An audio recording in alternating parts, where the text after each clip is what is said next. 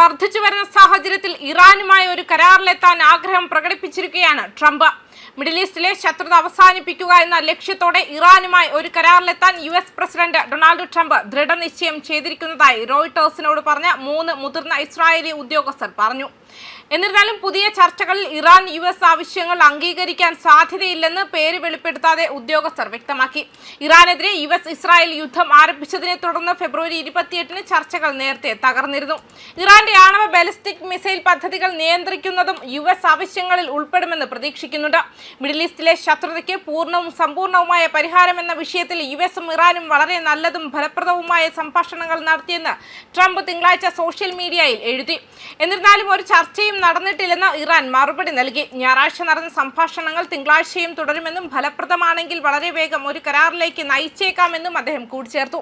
തന്റെ middle east പ്രതിനിധി Steve വിറ്റ്കോഫും മരുമകൻ ജാരഡ് കുഷ്നറും ചർച്ചകൾ നടത്തിയതായും ട്രംപ് വ്യക്തമാക്കി. സംഘർഷം രൂക്ഷമാകാൻ സാധ്യതയുള്ള സമയപരിധിക്ക് മണിക്കൂറുകൾക്ക് മുൻപ് ഇപ്പോൾ 4ാം ആഴ്ചയിലേക്ക് കടന്നിരിക്കുന്ന ഇറാനിയൻ വൈദ്യുത നിലയങ്ങൾക്കെതിരായ സൈനിക ആക്രമണം 5 ദിവസത്തേക്ക് മാറ്റിവെക്കാനും ട്രംപ് ഉത്തരവിട്ടിട്ടുണ്ട്. Iranian parliamentary speaker Mohammad Bagher Ghalibaf പറഞ്ഞു, ഇറാനിയൻ ജനത ആക്രമികൾക്ക് പൂർണ്ണവും അനുതാപപൂർണവുമായ ശിക്ഷ ആവശ്യപ്പെടുന്നു. ഈ ലക്ഷ്യം കൈവരിക്കുന്നതുവരെ എല്ലാ ഇറാനിയൻ ഉദ്യോഗസ്ഥരും അവരുടെ പരമോന്നത നേതാവിനും ജനങ്ങൾക്കും പിന്നിൽ ഉറച്ചു നിൽക്കുന്നു. USയുമായി ഒരു ചർച്ചയും നടത്തിയിട്ടില്ല. സാമ്പത്തിക എണ്ണ വിപണികളെ കൈകാര്യം ചെയ്യാനും USഉം ഇസ്രായേലും കുടുങ്ങിക്കിടക്കുന്ന കുഴപ്പത്തിൽ നിന്നും രക്ഷപ്പെടാനും വ്യാജ വാർത്തകൾ ഉപയോഗിക്കുന്നു.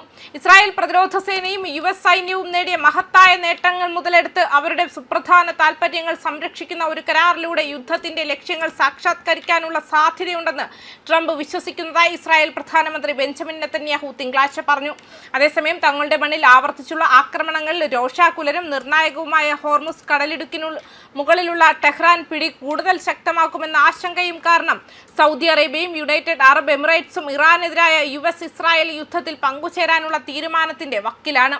ആഴ്ചകളോളം നീണ്ടുനിന്ന പ്രതിരോധ നടപടികൾക്കും സംഘർഷം രൂക്ഷമാകുന്നതിനെതിരെ മുന്നറിയിപ്പുകൾക്കും ശേഷം UAE, Saudi Arabia, Bahrain, Qatar തുടങ്ങിയ ഗൾഫ് രാജ്യങ്ങൾ ടെഹ്റാൻ പിന്മാറാത്തതിനാൽ നിലപാട് പുനഃപരിശോധിക്കാൻ തുടങ്ങിയിരിക്കുന്നുണ്ട്.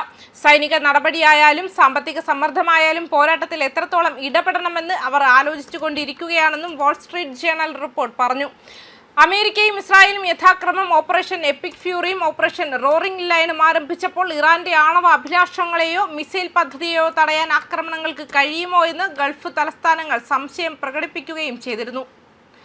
ന്യൂസ് ഡെസ്ക് കർമ്മ ന്യൂസ്.